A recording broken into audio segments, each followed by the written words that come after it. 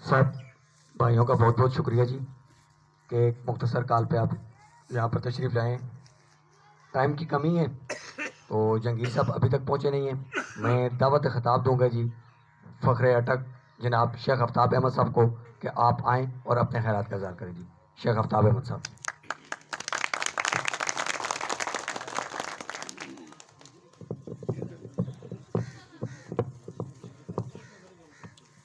بسم اللہ الرحمن الرحیم.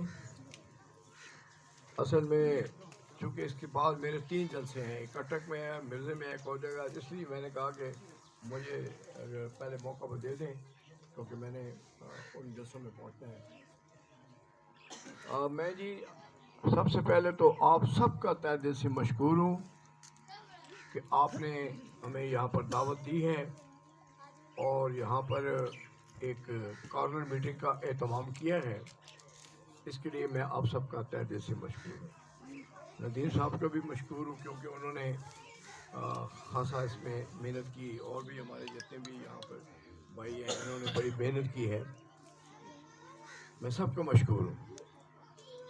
بات یہ جی کہ اب الیکشن کا وقت آ چکا ہے اور اس وقت پوری دنیا یہ بات جانتی ہے کہ نواز شریف صاحب کو اس لیے ریکویسٹ کی گئی کہ آپ واپس آئیں تاکہ 2017 میں جہاں سے سفر رکا تھا وہاں سے وہ سفر شروع کیا جائے. یہ باتیں بڑی کوئی ڈھکی چھپی نہیں ہے، ہر آدمی کے گھر میں ٹیلی ویژن ہے، اخبار پڑھتا ہے کہ بھئی اس ملک سے اگر نواز شریف کے منصوبوں کو نکال دیا جائے تو پھر ہمارے پاس کیا بچتا ہے. تو اس لیے اب وقت کی ضرورت تھی، حالات کی ضرورت تھی، پاکستان کی ضرورت تھی. اس لیے نواز شریف صاحب کو ریکویسٹ کی گئی کہ آپ مہربانی کریں پاکستان واپس آئیں. وہ تو اب آگے ہیں، انہوں نے تو انشاءاللہ جو کرنا ہے وہ ضرور کریں گے اور پہلے سے بڑھ چڑھ کر کریں گے. لیکن اس وقت ہم سب کی ذمہ داری ہے کہ ہم ان کے ہاتھوں کو مضبوط کریں، اور ہاتھ تب بھی مضبوط ہوں گے کہ جس وقت آپ شیر کے نشان پر ٹھپا لگائیں گے، خواہ وہ قومی اسمبلی ہو یا صوبائی اسمبلی ہو، تو اس وقت ہی وزیر اعظم اور وزیر اعلیٰ پنجاب بنیں گے. تو میری آپ سے یہ ریکویسٹ ہے کہ آپ برائے مہربانی بغیر اب وقت ضائع کیے ہوئے گھر میں ہماری بیٹھی ہوئی بیٹیوں کو، بہنوں کو بھی آپ یہ کہیں کہ وقت کا تقاضا ہے، حالات کا تقاضا ہے کہ اب ہمیں نواز شریف صاحب کے ہاتھوں کو مضبوط کرنا ہے. کیونکہ سردی ہے کا موسم ہے، اس لیے ووٹر کو گھروں سے باہر لانا اور ووٹ پول کروانا یہ آپ سب کی ذمہ داری ہوگی. اس وقت نواز شریف صاحب نے اس ملک کو ایٹمی قوت بھی بنا دیا، موٹر وے کے منصوبے بھی بنا دیے، یہ غازی پروٹا کا میں پروجیکٹ بھی بنا دیا، 14,000 میگا واٹ بجلی بھی بنا دی. لیکن اس وقت جو اہم ضرورت ہے پاکستان کی وہ ہے یہ ہمارے نوجوان بچے، ان کا مستقبل کیا ہوگا. کیونکہ جس وقت یہ ڈگری ہاتھوں میں لیے سڑکوں پر پھرتے ہیں، دفتر دفتر جاتے ہیں، ووٹ اپنے نوکری کے لیے نوکری نہیں ملتی، تو اس مقصد کے لیے میاں صاحب نے سی پیک کے منصوبے شروع کیے تھے. کیونکہ سی پیک اگر بن جائے تو پورے ملک میں کمرشل انڈسٹری کے جال بچھ جائیں گے، اور وہی ایک طریقہ ہے کہ جب اس ملک میں انڈسٹری لگے تو ان نوجوان بچوں کو وہاں پر ملازمت ملے گی. سرکاری دفاتر میں کتنی نوکریاں ہوتی ہیں. دیکھیں کتنے دکھ کی بات ہے کہ ہمارے قوم کے یہ بچے، یہ فرزند جنہوں نے آگے چل کر پاکستان کا بوجھ اپنے کندھوں پر اٹھانا ہے، وہ روزی کی تلاش میں غیر قانونی طور پر ترکی جاتے ہیں، وہاں سے کشتیوں میں بیٹھ کر اٹلی اور سفر کرتے ہیں، اور آپ ٹیلی ویژن پر بھی سنتے ہوں گے کہ اکثر وہ کشتیاں راستے میں ڈوبتی ہیں اور ہمارے بچے اس میں شہید ہو جاتے ہیں. آپ سوچیں کہ جس کا بچہ بی اے کرتا ہے، ایم اے کرتا ہے، اور اس کو پھر ملک میں 20,000 کی نوکری بھی نہیں ملتی، ان کے والدین پہ کیا گزرتی ہوگی. اور یہ بات نواز شریف صاحب ہماری جو میٹنگ ہوتے ہیں اس میں بار بار یہی کہتے ہیں کہ اگر میرے سفر کو روک نہ دیا جاتا تو آج اس ملک میں بے روزگاری نہ ہوتی.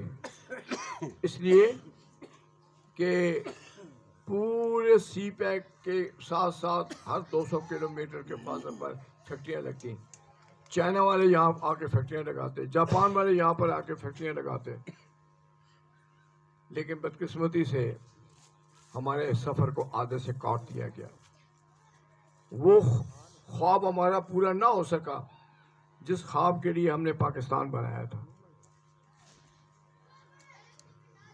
انشاءاللہ اللہ کو منظور ہوا. یہ ہم اپنی میٹنگ میں بھی کہتا رہتا ہوں، اور اگر اللہ تعالیٰ مہربانی کرتے ہیں میں اسمبلی میں بھی پہنچ جاتا ہوں تو وہاں پر بھی میں نے نوجوانوں کے لیے آواز اٹھانی ہے، کیونکہ ان کا مستقبل ہی پاکستان کے مستقبل کے ساتھ جڑا ہوا ہے.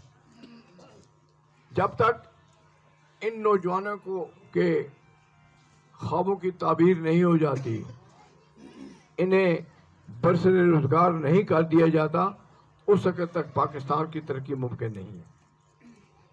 تو میں آپ کا مشکور ہوں. باقی جہاں تک میرا تعلق تھا، میں نے اپنے ان 4-5 سالوں میں پورے علاقہ چھچ کو سوئی گیس دے دی ہے. اب کوئی گاؤں ایسا باقی نہیں ہے علاقہ چھچ کا کہ جہاں میں جاؤں اور وہ مجھے کہیں کہ جناب ہمارے پاس گیس نہیں ہے. پوری تحصیل کو دے دی ہے.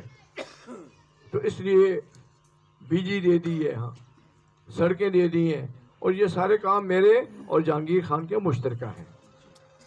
جہاں پر ایم این اے کا ایک ہوتا ہے، اس طریقے سے پھر آگے چل کر ایم این اے کا کام ہوتا ہے، اس طرح ایم پی اے کا بھی کام ہوتا ہے. اور M N A M P A ایک گاڑی کے 2 پہیے ہوتے ہیں، دونوں نے اکٹھے مل کے چلنا ہوتا ہے. اسی میری گزارش یہی ہے کہ جہاں پر آپ مجھے 100 ووٹ دیں، جہانگیر خان کو 110 ووٹ دیں. تو میں آپ کو بہت مشکور ہوں. باقی یہ گلیاں تو میں آ رہا تھا تو مجھے پوچھتے ہیں کہ جی ان گلیوں میں کیوں لے جا رہے ہیں. میں کہا ہمیں دکھا رہے ہیں کہ یہ گلیاں ان کا حال دیکھ رہے ہیں.